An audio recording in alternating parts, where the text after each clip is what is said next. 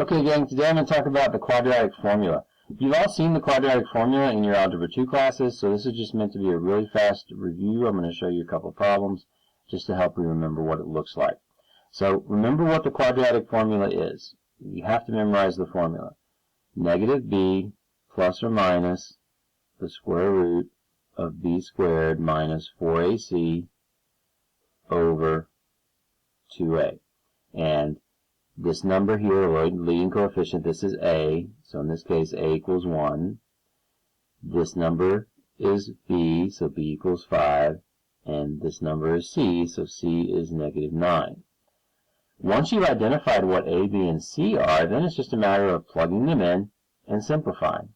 So if I plug them in, I'm going to get negative 5 plus or minus the square root of 25 minus 4 times a, which is 1, times c, which is negative 9, all of that divided by 2.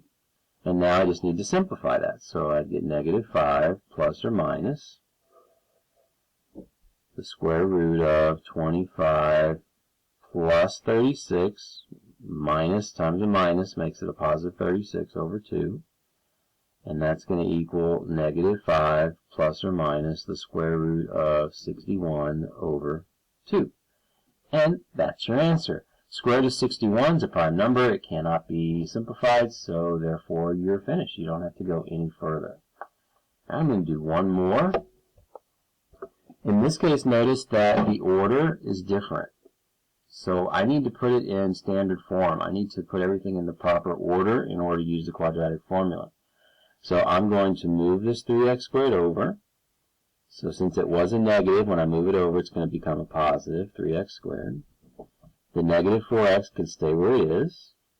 And I'm going to move the 6 over, and that's going to make minus 6 equals 0.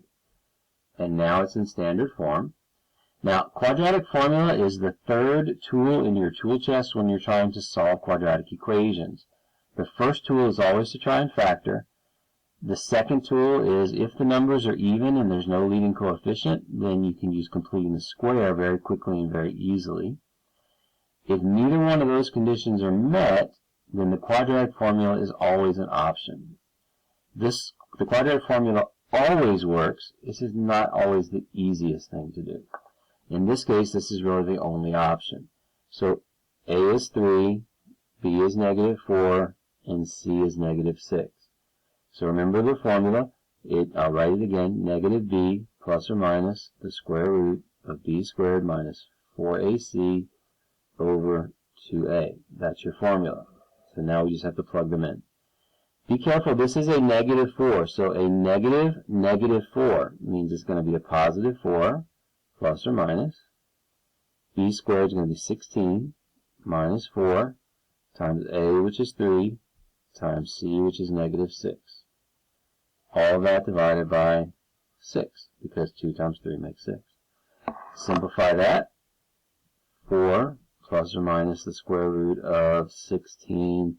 Negative 4 times 3 is negative 12, times the negative 6 is going to be a positive 72 over 6, which is going to equal 4 plus or minus the square root of 88 over 6.